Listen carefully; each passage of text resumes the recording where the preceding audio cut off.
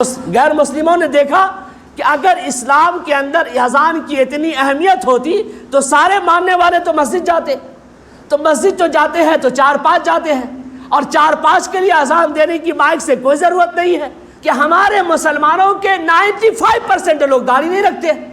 اب اسے بولنے کا موقع مل گیا۔ ہماری بہنیں، ہماری مائیں پردہ نہیں کرتی، 4-5 مائیں بہنیں پردہ کرتی ہے، تو غیروں کو موقع ملا کہ اگر پردے کی اتنی اہمیت ہوتی تو ساری قوم، ساری عورتیں، ساری بہنیں پردہ کرتی۔ 4-5 ہے، اس کا مطلب یہ ہے کہ اسلامی شریعت میں پردے کی کوئی اہمیت نہیں ہے، تو اس نے ایک بل پاس کر دیا کہ بالکل برقع نہیں چلے گا، ہمارے کالج میں پڑھنے آؤ گی تو تم برقع پہن کے نہیں آ سکتی۔ حضرات گرامی، قرآن کریم میں اللہ فرماتا ہے ان الدین عند اللہ الاسلام۔ اللہ فرما رہا ہے کہ اس دنیا کے اندر، یہ پوری کائنات کے اندر جتنے بھی ادیان ہیں، جتنے بھی مذاہب ہیں، جتنی بھی قومیں ہیں، یہ ساری قوموں میں سے سب سے پسندیدہ قوم اسلام ہے۔ دینوں میں سب سے پسندیدہ دین اسلام ہے۔ مذاہب میں سب سے پسندیدہ مذہب اسلام ہے۔ اللہ قرآن کریم کے اندر گھوشنا کر دیا ان الدین عند اللہ الاسلام، کہ بے شک اللہ رب العزت کے نزدیک جو پسندیدہ دین ہے وہ دین اسلام، اور اس کے باقی جتنے بھی ادیان ہیں، جتنے بھی مذاہب ہیں، جتنے بھی قومیں ہیں، اس کے بارے میں اللہ نے گھوشنا نہیں کیا۔ دین اسلام کو چھوڑ کر باقی ادیان پر جو لوگ عمل کر رہے ہیں، یہ لوگ اللہ کے نافرمان ہیں، اللہ کے حکم کی نافرمانی کرنے والے ہیں، اور نافرمانوں کے لیے کیا اللہ نے سزا طے کیا ہے سب جانتے ہیں۔ اللہ کے حکم کے مطابق نہ چلنے والوں کے لیے اللہ نے کیا فیصلہ سنایا ہے قرآن کریم کے اندر جگہ جگہ،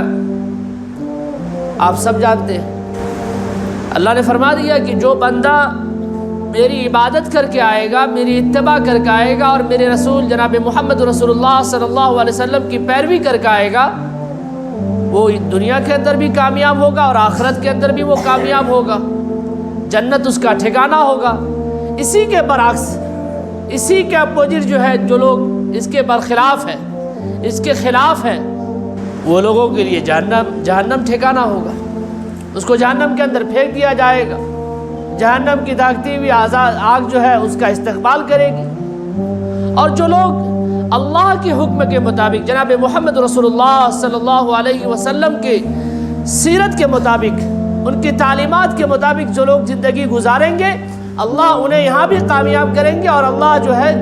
میدان حشر میں برزخ والی زندگی، قبر کی جو زندگی ہے، اس زندگی کے اندر بھی اللہ کامیاب کریں گے، اور اس کے بعد جو حساب و کتاب ہوگا میدان حشر کے اندر، جہاں سارے لوگ جمع ہوں گے، وہاں پر بھی اللہ ان کے لیے کامیابی کا جو ہے اعلان سنائیں گے، کامیابی کا انعام دیں گے انہیں، کامیابی کا جو گفٹ ہے انہیں اس کے دائیں ہاتھ میں دے دیا جائے گا،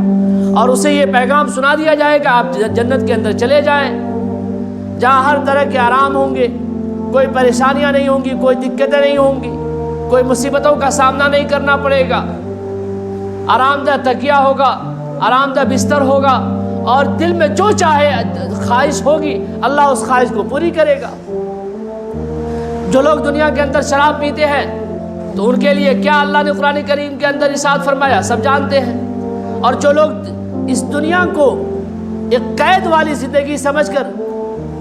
آخرت کی تیاری کریں گے، اللہ اسے جنت کے اندر شراب بھی پلائیں گے، ایسی شراب پلائیں گے کہ انسان پی کے مست ہو جائے گا۔ ساری چیزوں کا اللہ نے قرآن کریم کے اندر اسلامی شریعت کو پورے طور پر سے اللہ نے، اور اللہ کے نبی جناب محمد رسول اللہ صلی اللہ علیہ وسلم نے کھول کر پورے طور پر بیان کر دیا۔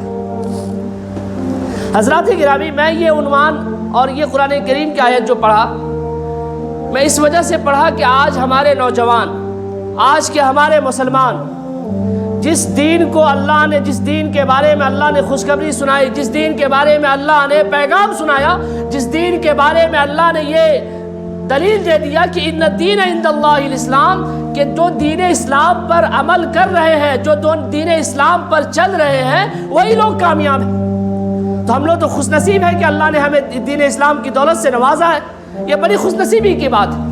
لیکن اتنے بڑے انعام کے بعد، اتنے بڑے ایوارڈ کے بعد، اتنے بڑے گفٹ کے بعد آج امت مسلمہ اللہ کی نافرمانی کر رہا ہے، قدم قدم پر اللہ کی نافرمانی ہو رہی ہے، قدم قدم پر جناب محمد رسول اللہ صلی اللہ علیہ وسلم کی سنتوں کو ہم چھوڑے جا رہے ہیں۔ مثال کے طور پر میں یہ آیت اس لیے پڑھا کہ دین اسلام اتنا پسندیدہ، اتنا محبوب دین ہے کہ اس دین کے اندر غیر قوم داخل ہو رہی ہے، اس دین اسلام کو غیر لوگ اپنا رہے ہیں کہ نہیں، اگر کوئی دین ہے،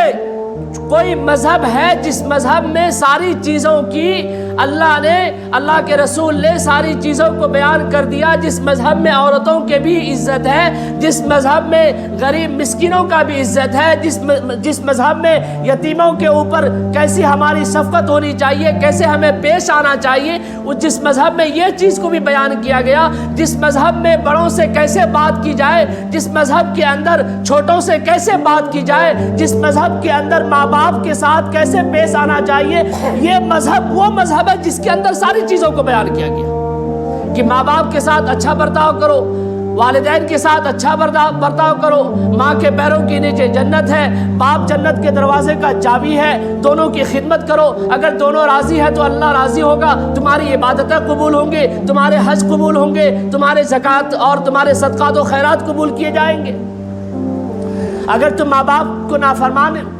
کر کے بیٹھے ہو، ماں باپ کے دلوں کو دکھا کر کے بیٹھے ہو، تو پھر اللہ بھی تم سے ناراض ہے۔ ساری چیزوں کو اس دین اسلام نے کھول کھول کر بیان کر دیا،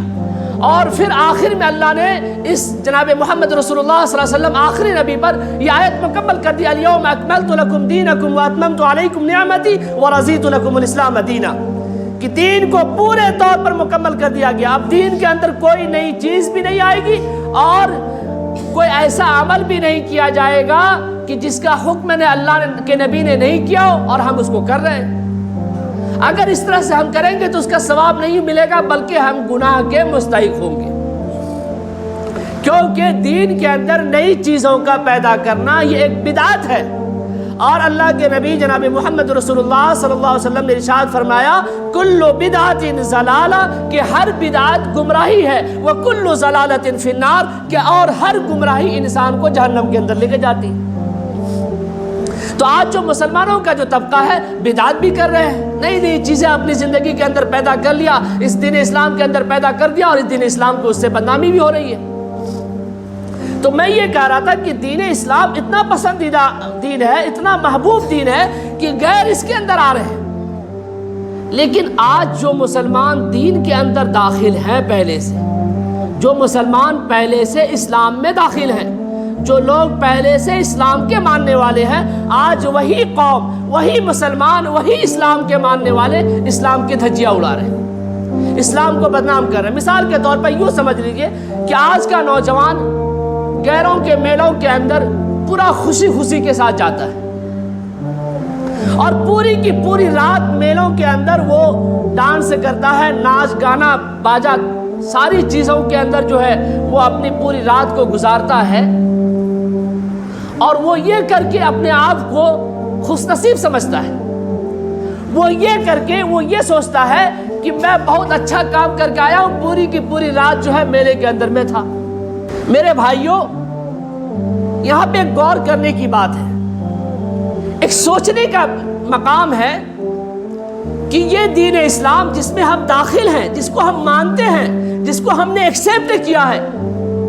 جس کا ہم نے کلمہ پڑھ لیا، اس دین اسلام کے کسی تہوار میں، کسی پروگرام میں کیا کوئی دوسری قوم شامل ہوتی ہے؟ کبھی آپ نے دیکھا؟ مثال کے طور پر آپ میلاد النبی کا جلوس مناتے ہیں، جلوس نکالتے ہیں، کیا اس جلوس میں کبھی کسی کو آپ نے غیر کو دیکھا کہ آپ کے اسلامی جھنڈے کو آ کر پکڑ لے اور آپ کے نبی کا نعرہ بلند کرے؟ آپ شب برات کی رات کو جاگتے ہیں، عبادت کرتے ہیں، کیا کسی رات میں آپ نے غیروں کو دیکھا عبادت کرتے ہو؟ آپ کی مسجدوں میں آیا دیکھا آپ نے؟ آپ عید اور بقرعید کا تہوار مناتے ہیں، بڑی خوشی کی خرم کے ساتھ مناتے ہیں، کیا کسی تہوار میں آپ کے پیچھے کسی نے آ کے 2 رکعت نماز پڑھا؟ یا مسجد میں آ کے آپ کے تہوار میں خوشیاں منایا؟ تو جواب آپ کو یہی ملے گا کہ بالکل نہیں۔ میرے بھائیوں، سوچئے کہ یہ دین اسلام جس کے بارے میں اللہ نے گھوشنا کر دیا، اور وہ جو باقی ادیان ہے، باقی جو دین ہے، باقی جو ماننے والے اپنے آپ اپنے دین کو بڑا پاورفل سمجھتے ہیں، اس دین کا کوئی حقیقت نہیں۔ اس دین کو مٹنا ہے اور مٹ کر رہے گا۔ اس دین کو ہم فالو کرتے ہیں لیکن وہ ہمارے دین کو فالو نہیں کرتا۔ تو بتائیے کہ اسلام کے جو ماننے والے جو نوجوان ہیں، جو طاقتور جسم رکھنے والے جو نوجوان ہیں، وہ اپنے رویوں سے، اپنے کرتوت سے، اپنے بیہیو سے، اپنے کیریکٹر سے اسلام کو بدنام کر رہے یا نہیں کر رہے؟ آپ جا رہے میلوں کے اندر، پوری کی پوری رات وہاں لڑکیوں کو دیکھتے ہیں، اس کے ناچ گانے کو دیکھتے ہیں، اس کے ڈانس کو دیکھتے ہیں، اور آپ پھر صبح کے ٹائم میں گھر آتے ہیں اور پورے دن گھر میں سو کر گزارتے ہیں، اور آپ کہتے ہیں کہ ہم اسلام کے ماننے والے۔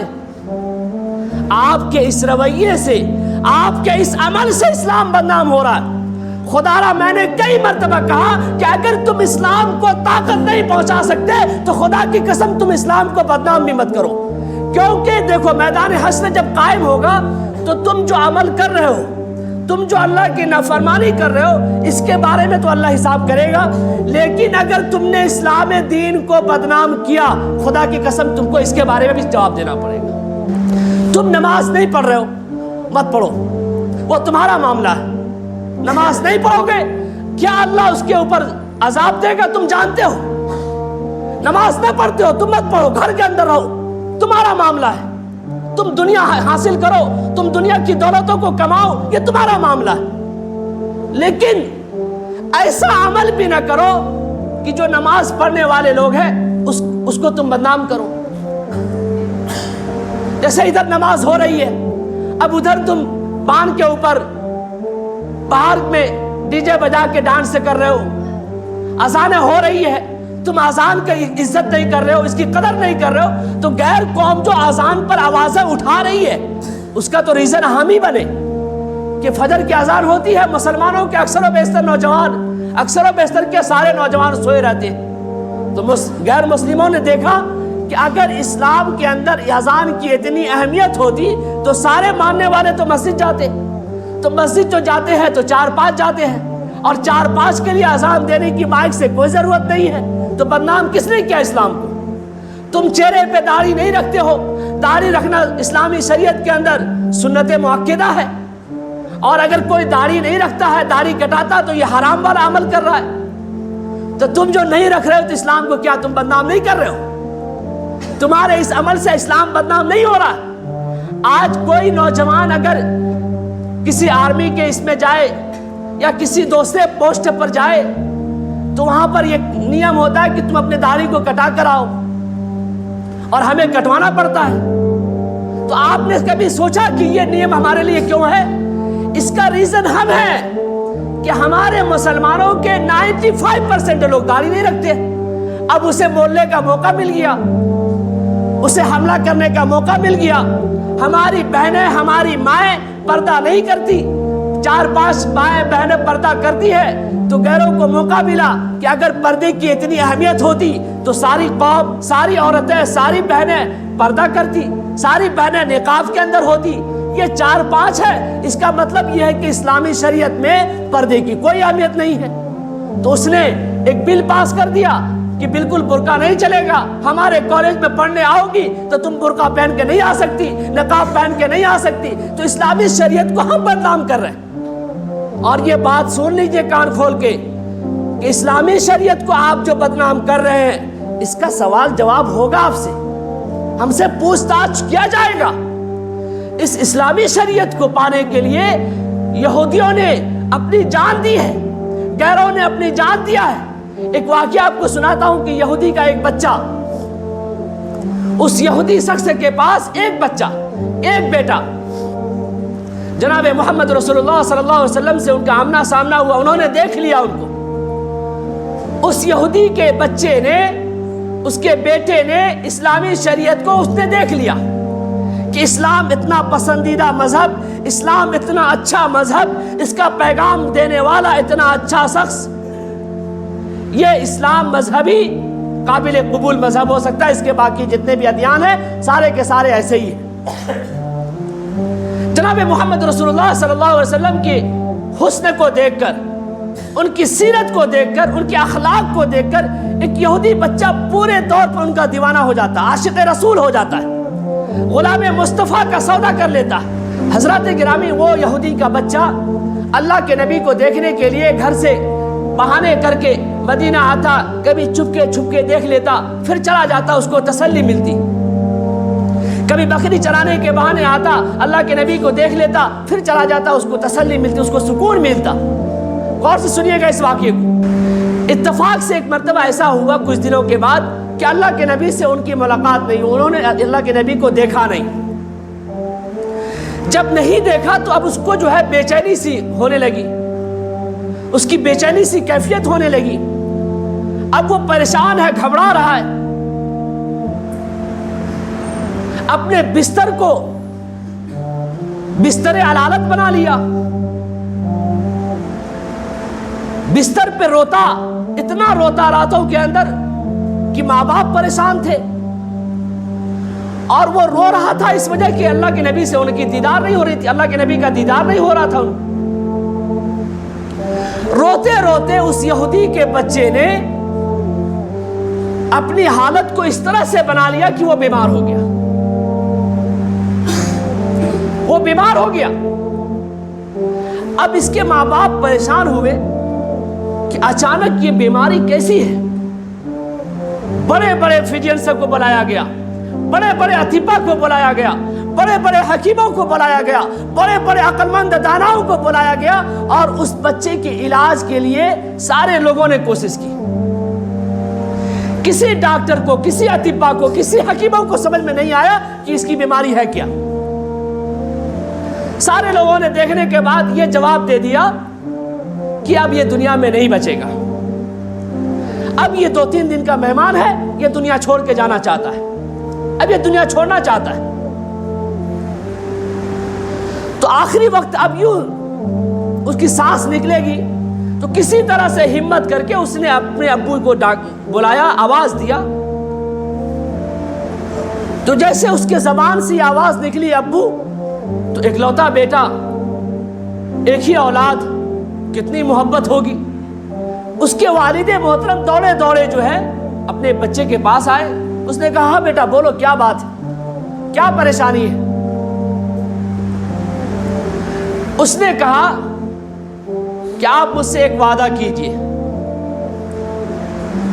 کیا اس وعدے کو آپ پورا کریں گے؟ اس نے کہا ہاں بولو بولو، کیا تمہاری اچھا ہے، کیا تمہاری خواہش ہے، میں اس کو پورا کروں گا۔ بچے نے کہا دیکھیے، مرنے کے وقت جو ہے دشمن بھی جو ہے اس کی خواہش کو پوری کرتا ہے، آپ تو میرے باپ ہیں، آپ تو میرے ابو جان ہیں، آپ تو میرے والد محترم ہیں، آپ وعدہ کر رہے ہیں آپ میری آخری خواہش کو پوری کریں گے؟ باپ نے کہا ہاں بولو تو صحیح، میں پوری کروں گا۔ اس بچے نے کہا کہ میں اپنا دل جناب محمد رسول اللہ صلی اللہ علیہ وسلم پر فدا کر چکا ہوں، قربان کر چکا ہوں، میں اپنا دل ان کو دے چکا ہوں، اب میری بس میں کچھ نہیں ہے۔ میری خواہش ہے کہ اس عربی رسول جناب محمد رسول اللہ صلی اللہ علیہ وسلم سے میرے آخری دیدار ہو جائے، میں ان کو آخری بار دیکھ لوں تاکہ میں سکون کے ساتھ اس دنیا کو چھوڑ سکوں۔ باپ پورا گرم ہوا سن کے کہ بدبخت ظالم، تم نے اپنے باپ دادا اور اجداد کے دین کو چھوڑ دیا تم نے۔ تو بیٹے نے کہا کہ ابو جان آپ نے وعدہ کر لیا تھا کہ آپ میری آخری خواہش کو پوری کریں گے۔ بہرحال اس کے والد محترم نے، اس کے ابو نے یہ خبر پہنچایا مدینہ کے اندر، خبر پہنچتی ہے اللہ کے نبی کے پاس۔ اللہ کے نبی کے پاس یہ خبر پہنچی کہ ایک یہودی کا بچہ ہے جو آپ کا دیدار کا منتظر ہے، آپ کو دیکھنا چاہتا ہے، آپ کے عشق میں اس طرح سے پاگل ہے، اس طرح سے دیوانہ ہو چکا ہے کہ وہ بستر پر بیماری کی حالت میں پڑا ہے اور وہ اپنے آخری سانس گن رہا ہے۔ اللہ کے نبی نے مسجد نبوی کے اندر اعلان کیا کہ اے صحابہ کرام چلو اٹھو، میں سن رہا ہوں کہ ایک عاشق رسول ہے جو میری دیدار کو چاہتا ہے، چلو اس کی دیدار کر کے آتا ہوں، اس کو دیکھ کر آتا ہوں۔ یہاں پر بھی ایک پیغام ہے کہ اللہ کے نبی خود جا رہے ہیں، صحابہ کو لے کر جا رہے ہیں۔ بہرحال اللہ کے نبی پہنچتے ہیں، وہ بچہ بستر پر لیٹا ہوا ہے۔ جب گھر پر پہنچے، اب اس کے ابو جان اس کو آواز دے رہے ہیں کہ اے میرے لختے جگر اٹھو تو صحیح، جس محبوب کی یاد میں، جس محبوب کے حسن میں تم نے رو رو کر، رات بھر رو رو کر اپنی حالت کو اس طرح سے کر لیا، وہ تیرا محبوب تیرے سامنے کھڑا ہے۔ آوازیں دی جا رہی ہے، وہ بچہ ننھا منھا سا بچہ اپنی آنکھوں کو کھولتا ہے اور اللہ کے نبی کو دیکھتا ہے، اور اللہ کے نبی سے بڑا پیارا جملہ کہا۔ نوجوانوں غور سے سننا، آج کا پیغام آپ ہی نوجوانوں کے لیے، جو میلے میں جاتے ہو، جو غیروں کے دین کو اپناتے ہو، سنو اس بات کو۔ وہ ننھا منھا سا بچہ یہ کہتا ہے کہ اے اللہ کے نبی، اے اللہ کے رسول، میرے پاس نہ نماز ہے، نہ میرے پاس ایمان ہے، نہ میرے پاس قرآن کریم کی تعلیم ہے، نہ میرے پاس دین کی کوئی علم ہے، دین کا کوئی علم ہے، کوئی نالج ہے، میرے پاس نہ تہجد ہے، نہ میرے پاس کوئی صدقہ و خیرات ہے۔ کیا اس کے باوجود بھی اس کی مغفرت ہو سکتی ہے؟ کیا اس کے باوجود بھی مجھ کو نجات مل سکتا ہے؟ اللہ کے رسول جناب محمد رسول اللہ صلی اللہ علیہ وسلم نے کہا کہ تم کلمہ پڑھ لو، میں تمہاری موت سے لے کر دخول جنت تک اس بات کی گارنٹی لیتا ہوں کہ تم کو جنت ملے گی، قبر سے لے کر دخول جنت تک اس کلمے پر میں تمہاری ذمہ داری لیتا ہوں۔ اس بچے نے کہا کہ قبر کی منزل سے لے کر دخول جنت تک، یعنی جنت میں داخل ہونے تک، آپ کو شکی بنا کر، آپ کو اس کا ذمہ دار بنا کر میں آپ کا کلمہ پڑھتا ہوں۔ اللہ کے رسول نے پڑھا، پڑھو کلمہ لا الہ الا اللہ محمد رسول اللہ، اشہد ان لا الہ الا اللہ واشہد ان محمد عبدہ ورسولہ۔ وہ بچہ کلمہ پڑھتا ہے اور اس کی روح نکل جاتی ہے، روح پرواز کر جاتا ہے۔ کتنا خوش نصیب بچہ ہے کہ اس اسلام دین سے اس کو کتنی محبت ہوئی کہ اللہ کے نبی کے دین پر اپنی جان قربان کرنے کے لیے تیار ہو گیا۔ راتوں کو پوری رات رویا کرتا تھا۔ نوجوانوں، ہمارے لیے پیغام نہیں ہے، ہمارے لیے شرم کی بات نہیں ہے کہ تم غیروں کے میلے میں جاتے ہو اور پوری رات خوشیاں مناتے ہو، اور تم سے کہا جائے کہ مسجد میں تشریف لاؤ تو تم بہانے بازی کرتے ہو۔ تم سے کہا جائے کہ آؤ دین کے لیے کچھ لوگوں کو بلائے کہ بھائی نماز پڑھ لو، تم بہانے بازی کرتے ہو۔ اللہ کے نبی نے دیکھا اس بچے کی جان چلی گئی، اس کے والد محترم نے کہا، اس کے ابو جان نے کہا کہ جب یہ اسلام میں داخل ہو گیا، کلمہ پڑھ لیا، اب یہ مسلمانوں کے حوالے کر دو، یہ مسلمانوں کا یہ امانت ہے، یہ مسلمانوں کی امانت ہے، اس کے سپرد کر دیا جائے۔ اب وہ اس کی جنازہ کریں گے، غسل وغیرہ کریں گے، تدفین وغیرہ کا جتنا بھی جو معاملات ہیں وہ ساری چیزیں یہ لوگ ادا کریں گے۔ اللہ کے نبی نے صحابہ کو حکم دیا کہ اس بچے کو اٹھایا جائے۔ مدینہ کے اندر پورا شور ہے